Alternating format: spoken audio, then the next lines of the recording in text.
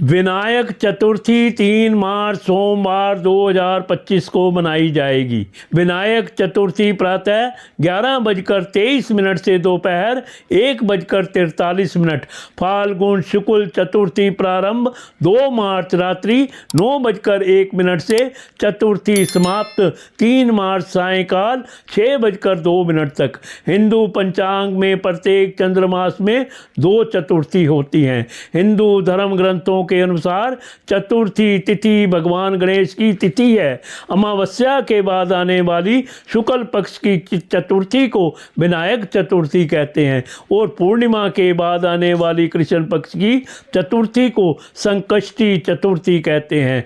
विनायक चतुर्थी का व्रत हर महीने में होता है, लेकिन सबसे मुख्य विनायक चतुर्थी का व्रत भाद्रपद के महीने में होता है। भाद्रपद के दौरान पड़ने वाली विनायक चतुर्थी को गणेश चतुर्थी के नाम से जाना जाता है। संपूर्ण विश्व में गणेश चतुर्थी को भगवान गणेश के जन्मदिन के रूप में मनाया जाता है। विनायक चतुर्थी को वरद विनायक चतुर्थी के नाम से भी जाना जाता है। भगवान से अपनी किसी भी मनोकामना की पूर्ति के आशीर्वाद को वरद कहते हैं। जो श्रद्धालु विनायक चतुर्थी का उपवास करते हैं, भगवान गणेश उसे ज्ञान और धैर्य का आशीर्वाद देते हैं। ज्ञान और धैर्य 2 ऐसे नैतिक गुण हैं जिसका महत्व सदियों से मनुष्य को ज्ञात है। जिस मनुष्य के पास यह गुण है वह जीवन में काफ़ी उन्नति करता है और मनोवांछित फल प्राप्त करता है। पौराणिक कथाओं के अनुसार एक बार नंद किशोर ने सनत कुमारों से कहा कि चौथ की चंद्रमा के दर्शन करने से श्री कृष्ण पर जो लांछन लगा था वह सिद्धि विनायक व्रत करने से ही दूर हुआ था। ऐसा सुनकर सनत कुमारों को आश्चर्य हुआ। उन्होंने पूर्ण ब्रह्म श्री कृष्ण को कलंक लगने की कथा पूछी तो नंद किशोर ने बताया, एक बार जरासंध के भय से श्री कृष्ण समुद्र के मध्य नगरी बसाकर रहने लगे। इसी कारण इसी नगरी का नाम आजकल द्वारकापुरी है। द्वारकापुरी में निवास करने वाले सत्यजीत यादव ने सूर्य नारायण की आराधना की। तब भगवान सूर्य ने उसे नित्य 8 भार सोना देने वाली सैमंतक नामक मणि अपने गले से उतार कर दे दी।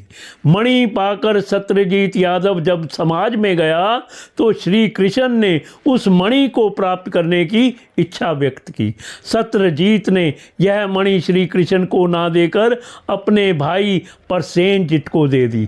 एक दिन प्रसेनजीत घोड़े पर चढ़कर शिकार के लिए गया। वहां एक शेर ने उसे मार डाला और मणि ले ली। ऋक्षों का राजा जामवंत उस सिंह को मारकर मणि लेकर गुफा में चला गया। जब प्रसेनजीत कई दिनों तक शिकार से ना लौटा तो सत्यजीत को बड़ा दुख हुआ। उसने सोचा श्री कृष्ण ने ही मणि प्राप्त करने के लिए उसका वध कर दिया होगा। अतः बिना किसी प्रकार की जानकारी जुटाए उसने प्रचार कर दिया कि श्री कृष्ण ने प्रसेनजीत को मारकर सैमंतक मणि छीन ली है। इस लोक निंदा के निवारण के लिए श्री कृष्ण बहुत से लोगों के साथ प्रसेनजीत को ढूंढने वन में गए। वहां पर प्रसेनजीत को शेर द्वारा मार डालना और शेर को रीछ द्वारा मारने के चिन्ह उन्हें मिल गए। रीछ के पैरों की खोज करते करते वे जामवंत की गुफा पर पहुंचे और गुफा के भीतर चले गए। वहां उन्होंने देखा कि जामवंत की पुत्री उस मणि से खेल रही है। श्री कृष्ण को देखते ही जामवंत युद्ध के लिए तैयार हो गए। युद्ध छिड़ गया। गुफा के बाहर श्री कृष्ण के साथियों ने उनकी 7 दिन तक प्रतीक्षा की। फिर वे लोग उन्हें मर गया जानकर पश्चाताप करते हुए द्वारकापुरी लौट गए। इधर 21 दिन तक लगातार युद्ध करने पर भी जामवंत श्री कृष्ण को पराजित ना कर सका।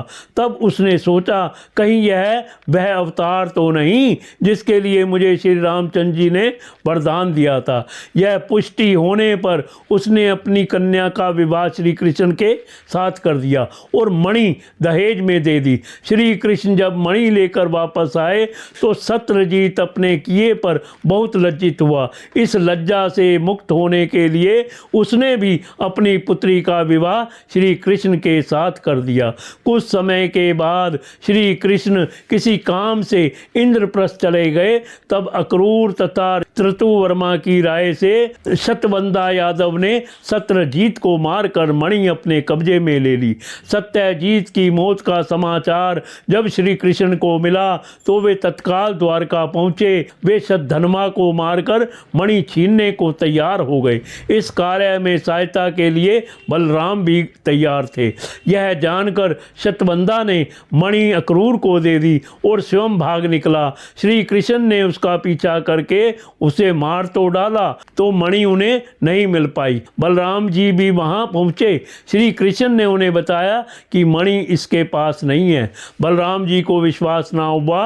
वे अप्रसन्न होकर विदर्भ चले गए।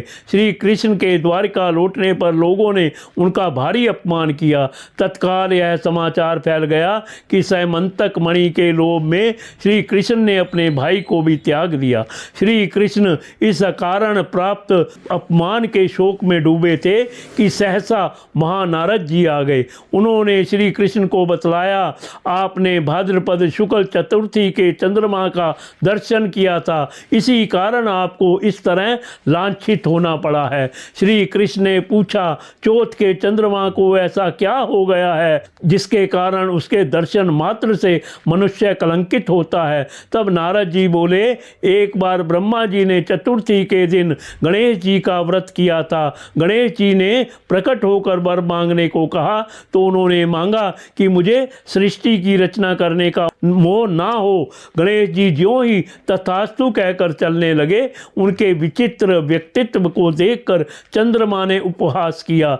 इस पर गणेश जी ने रुष्ट होकर चंद्रमा को शाप दिया कि आज से कोई तुम्हारा मुख नहीं देखना चाहेगा। शाप देकर गणेश जी अपने लोक चले गए और चंद्रमा मानसरोवर की कुमुदिनियों में जाकर छिप गए। चंद्रमा के बिना प्राणियों को बड़ा कष्ट हुआ। उनके कष्ट को देखकर ब्रह्मा जी की आज्ञा से सारे देवताओं के व्रत से प्रसन्न होकर गणेश जी ने वरदान दिया कि अब चंद्रमा शाप से मुक्त तो हो जाएगा, पर भाद्रपद शुक्ल चतुर्थी को जो भी चंद्रमा के दर्शन करेगा उसे चोरी आदि का झूठा लांछन जरूर लगेगा, किंतु जो मनुष्य प्रत्येक द्वितीय को दर्शन करता रहेगा वह इस लांछन से बच जाएगा। इस चतुर्थी को सिद्धि विनायक व्रत करने से सारे दोष छूट जाएंगे। यह सुनकर देवता अपने अपने स्थान को चले गए। इस प्रकार भाद्रपद शुक्ल चतुर्थी को चंद्रमा का दर्शन करने से आपको यह कलंक लगा है। तब श्री कृष्ण ने कलंक से मुक्त होने के लिए यही व्रत किया था।